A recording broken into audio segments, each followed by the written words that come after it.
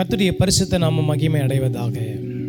இந்த நாளுக்குரிய தேவனுடைய வார்த்தை சங்கீதம் 81வது சங்கீதம் 10வது வசனத்தின் 2வது பகுதி.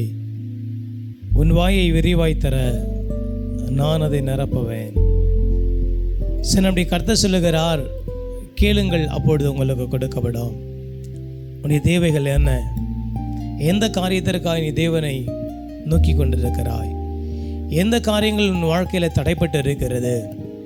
இந்த வார்த்தை கேட்கிற அன்பான தெய்வ பிள்ளைகளே, சகோதரனே சகோதரியே, நீ தேவனிடத்தில் உன் விண்ணப்பத்தை உன் வாயை திறந்து நீ கேட்பாய் என்று சொன்னால், நன்மையினால் நிரப்புவேன் என்று சொன்ன கர்த்தர் உன் தேவைகளை அத்தனையும் நிறைவேற்ற தேவன் வல்லமை உள்ளவராக இருக்கிறார்.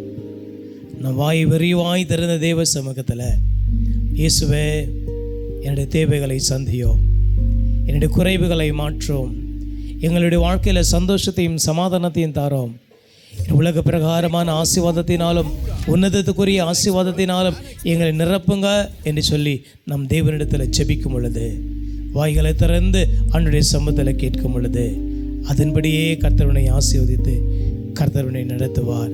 நம் வாய்களை திறந்து தேவ சமூகத்தில் நம் விண்ணப்பத்தை சொல்லுவோம். அதுக்கு தேவையான அத்தனை பதிலினாலும் நம் நிரப்பப்பட்டு இந்த பூமியில் ஆசீர்வாதத்தோடு கூட வாழ்வோம். கர்த்தர் தாமே இந்த வார்த்தைகளை ஆசீர்வதிப்பாராக. ஆமேன்.